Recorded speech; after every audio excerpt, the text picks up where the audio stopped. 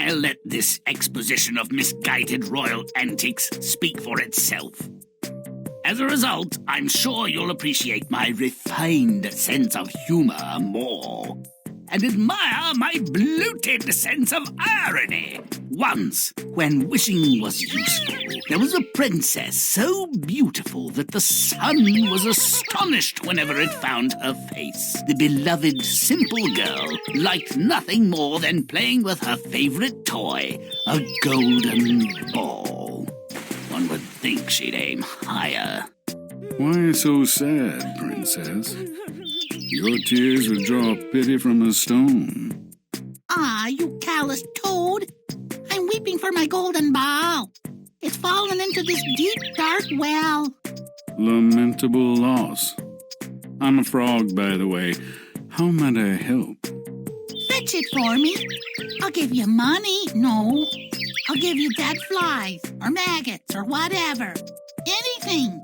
If you promise to love me, let me sit at your table, eat off your plate, and sleep in your bed. I'll fetch your golden ball. I promise come to dinner soon. A talking frog with the strength of a retriever and a yen for intraspecies hanky-panky. But she never hesitates. That's confidence. Or something, 'cause she's thinking frogs live in water and croak and can't hook up with humans. But, oh, princess, the well feeds into a cavernous country cistern, which is well-bred kin to a city sewer. But, those rats have to evacuate somewhere. Ribbit, ribbit, ribbit, bit, bit. Which in frog means, have you seen a thing that looks like the sun, only smaller? His frog friends presumably help him out. He finds the golden orb. See you at dinner. My best evening clothes are damp. Hope that's not a problem. I'm here, my man, to dine with the princess at her invitation. If you'd like to keep your job and live to perform it another day, let me in. Without further ado.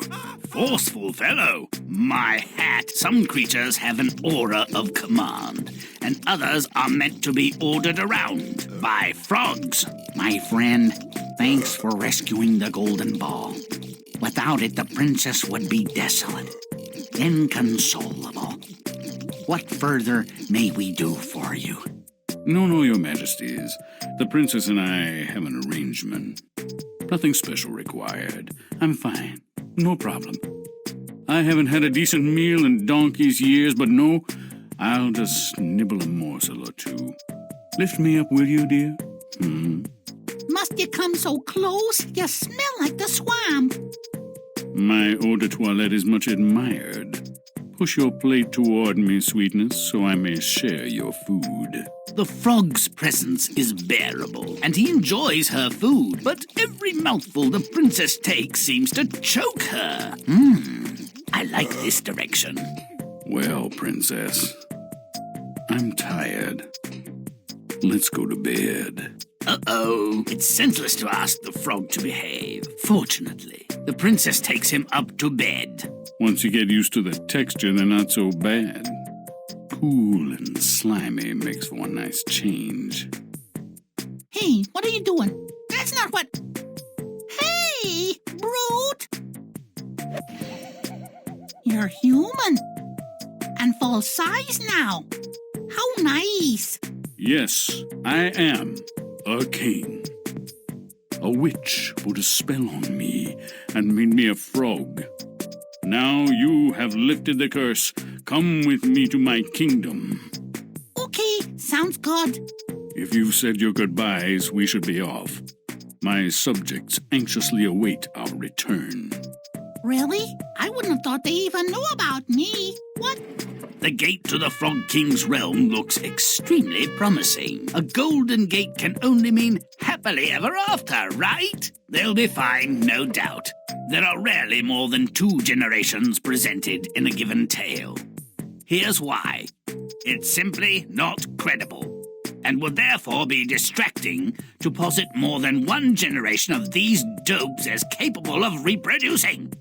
Let's move along.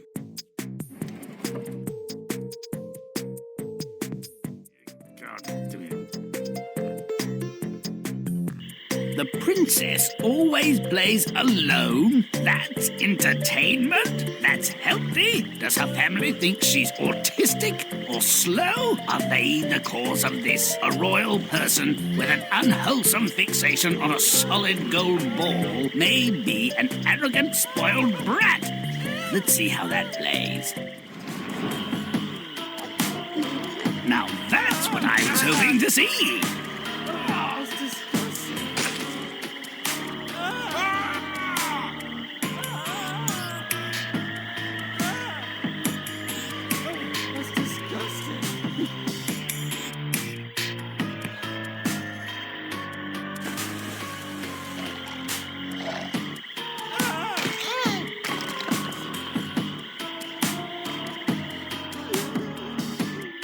The princess promises to love the frog?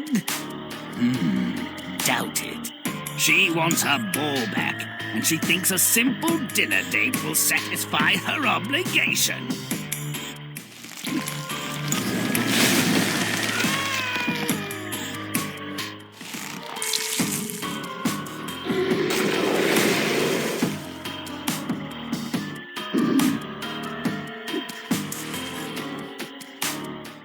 Invite a cute creature over for dinner, but her? Frogs are supposed to be slimy and gross. Let's get real. And he has a job to do.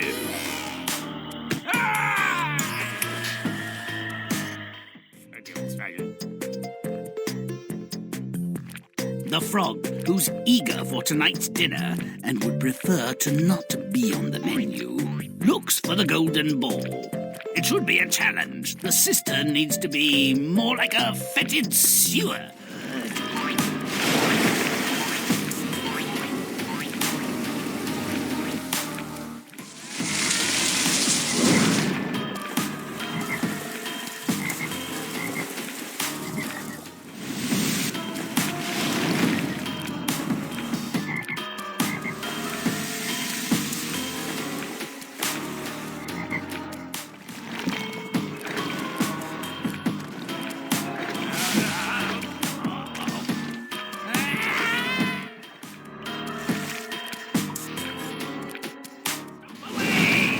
One small step for a man is about 3 medium hops for a frog.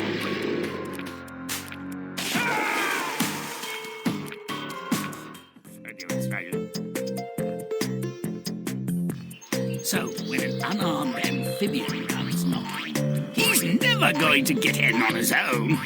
Let's make him multiply.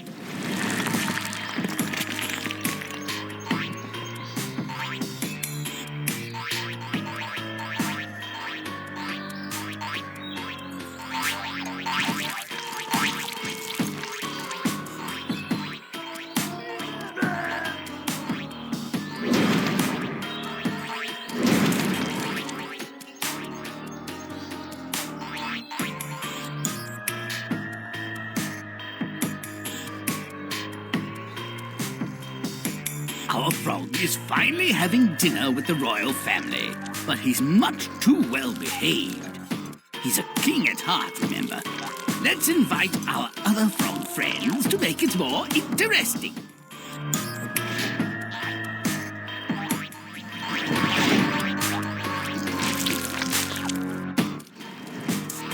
He's all affability and good manners at dinner. But some post-prandial hijinks of an intimate nature are sure to be on offer for dessert. Nom, nom, nom.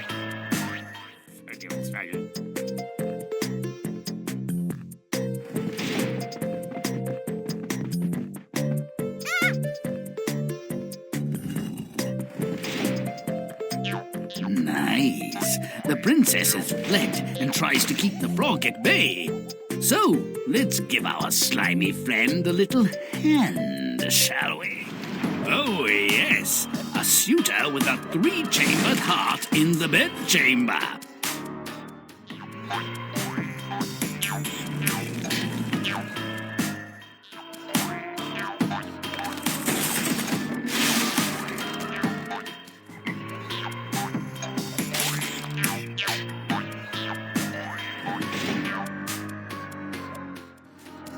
I see. Parents are okay with this?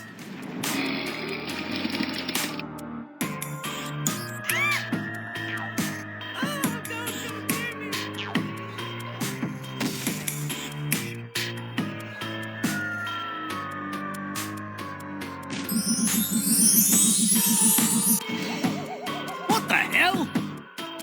That's how it happened? I suppose. A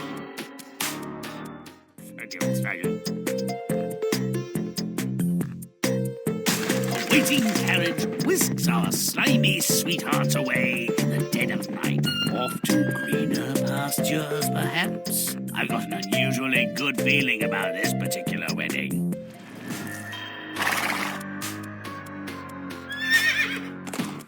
Was this a coronary version of a chastity belt? How are the bands installed? Yes, never mind.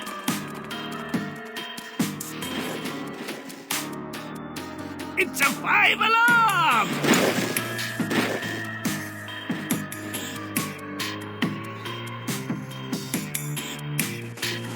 Let's make that real gross.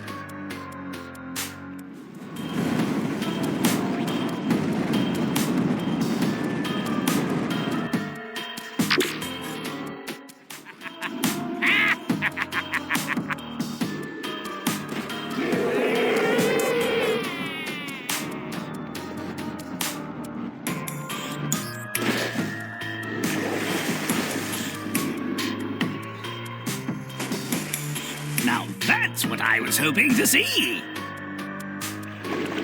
Amphibian revenge could be an ugly thing.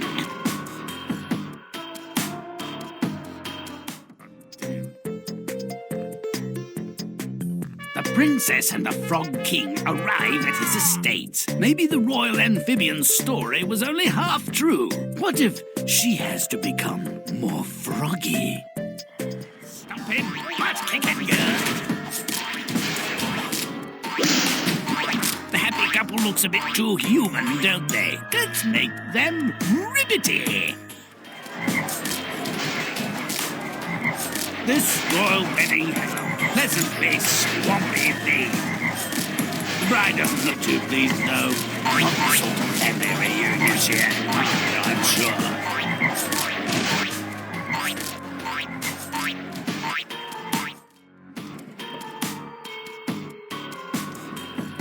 The union of bewitched beasts and humans is a tiresome theme in fairy tales. Things always work out for the humans in the end. It all happens a bit predictably, doesn't it? What if there were really significant challenges to overcome?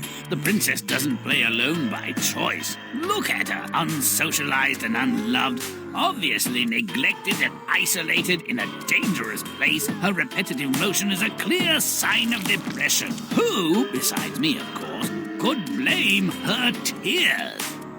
I'll retrieve your ball, you willful waif. But not for nothing. Do it then and name your price. But I have only myself to give. That might be enough. Brush your teeth while I'm gone. And have a wash. Finding the ball is the least of his worries, really. There's a humongous rat that thinks he's just seen dinner.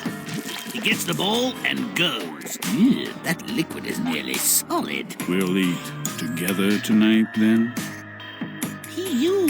Are you fond of frogs' legs? Undaunted by the princess's subtle threat, the frog shows up for dinner and takes over the proceedings. Everyone settled in nicely. Decent vintage of fly larvae? Oh, yes. May was a good month. And you, princess, say hello to my great-uncle Fester. He's messing in your left ear, and that's Pete, my third cousin twice removed, down your dress.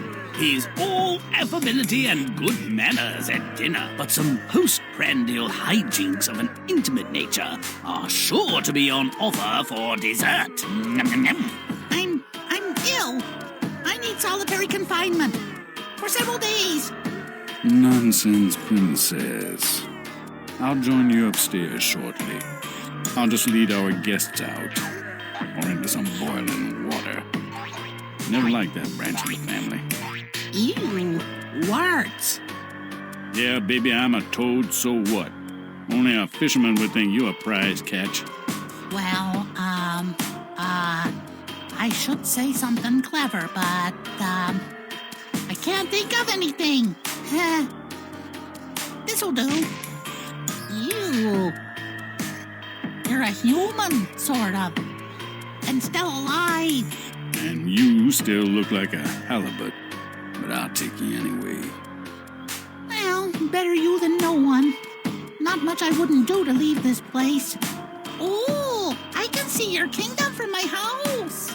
Perhaps the princess conceals her joy for cause. More likely, there's none to hide, leaving misery and abuse for an unknown future as bride/indentured servant to a frog-like being is not an unqualified happy prospect. Toy with a frog's affections? Bad idea. Gobsmack a frog? Go to jail. Or worse, marry a frog? Ugh. You don't even want to think about it. May all our stories end so well. Until next time, ribbit.